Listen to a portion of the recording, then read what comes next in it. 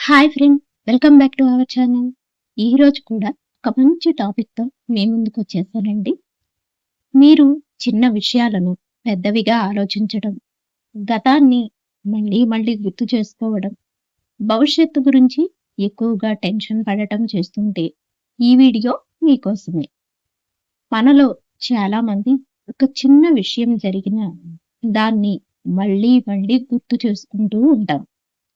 నేను అలా ఎందుకు చెప్పాను?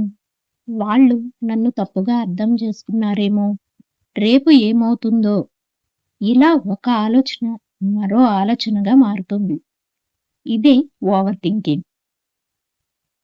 ఓవర్ థింకింగ్ అంటే ఎక్కువగా ఆలోచించడం కాదు, అవసరం లేని విషయాన్ని మళ్ళీ మళ్ళీ ఆలోచించడం.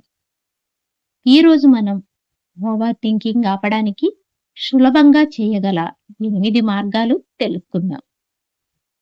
మొదటిది, ఆలోచన నిజమా, ఊహనా అనేది చూడాలి.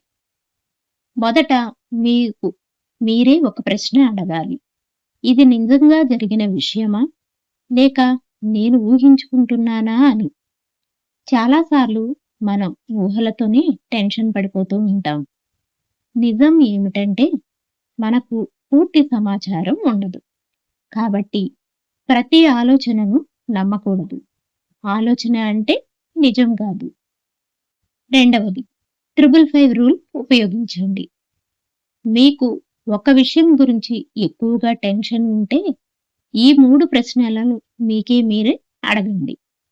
5 రోజుల తర్వాత ఇది ముఖ్యమా అని. 5 నెలల తర్వాత ఇది గుర్తుంటుందా? అలాగే 5 సంవత్సరాల తర్వాత దీనివల్ల ప్రభావం ఏమైనా ఉంటుందా అనేవి ప్రశ్నించుకోవాలి. సాధారణంగా సమాధానం లేదు అనే అవుతుంది. అప్పుడు మీకు అర్థమవుతుంది మీరు చిన్న విషయాన్ని పెద్దదిగా చేస్తున్నారు అని. ఇక మూడవది, వెంటనే చిన్న యాక్షన్ తీసుకోండి. ఓవర్ థింకింగ్ ఎందుకు వస్తుంది? ఎందుకంటే మనం ఏ యాక్షన్ తీసుకోము. మీకు ఏదైనా పని గురించి భయం ఉంటే చిన్న స్టెప్ అయినా వెంటనే తీసుకోండి. ఎగ్జాంపుల్, ఫోన్ చేయాలనుకోండి, అప్పుడే చేసేసేయండి. పని మొదలు పెట్టాలనుకోండి, ఏదైనా 10 నిమిషాలు లేట్ అయినా వెంటనే మొదలు పెట్టేసేయండి. యాక్షన్ తీసుకుంటే ఆలోచనలు తగ్గుతాయి. ఫోర్త్ వన్, మీ ఆలోచనలను పేపర్ మీద రాయండి. మనసులో ఉన్నప్పుడు సమస్య పెద్దదిగా అనిపిస్తుంది. కాగితంపై రాస్తే చిన్నదిగా కనిపిస్తుంది. ఒక పేపర్ తీసుకొని ఇలా రాయండి. నాకు ఎందుకు ఈ టెన్షన్ అని ప్రశ్నించుకోండి. రాసిన తర్వాత మీరే గమనిస్తారు మీ భయం అంత పెద్దది కాదు అని. ఫిఫ్త్ వన్, శ్వాసపై ఫోకస్ చేయండి. ఓవర్ థింకింగ్ మొదలైతే 4 సెకన్లు శ్వాస తీసుకోండి. అలాగే 4 సెకన్లు ఆపండి, 4 సెకన్లు వదిలేయండి. ఇలా 5 సార్లు చేయండి. ఇది మీ బ్రెయిన్కు సిగ్నల్ను ఇస్తుంది, నేను సేఫ్గా ఉన్నాను అని. మీ మైండ్ రిలాక్స్ అవుతుంది. సిక్స్త్ వన్, గతం మరియు భవిష్యత్తు నుంచి బయటకు రండి. ఓవర్ థింకింగ్ ఎక్కడ జరుగుతుంది? గతంలో లేదా భవిష్యత్తు విషయాలపైన. కానీ జీవితంలో ఏం జరుగుతుంది? ఇప్పుడే, ఈ క్షణంలో, వెంటనే. మీ చుట్టూ ఉన్న శబ్దాలను వినండి. మీ చేతుల్లో ఉన్న వస్తువును ఫీల్ చేయండి. అంతే, మీ మైండ్ను ప్రెజెంట్లోకి తీసుకువస్తుంది. సెవెంత్ వన్, అంతే కదా అనడం నేర్చుకోండి.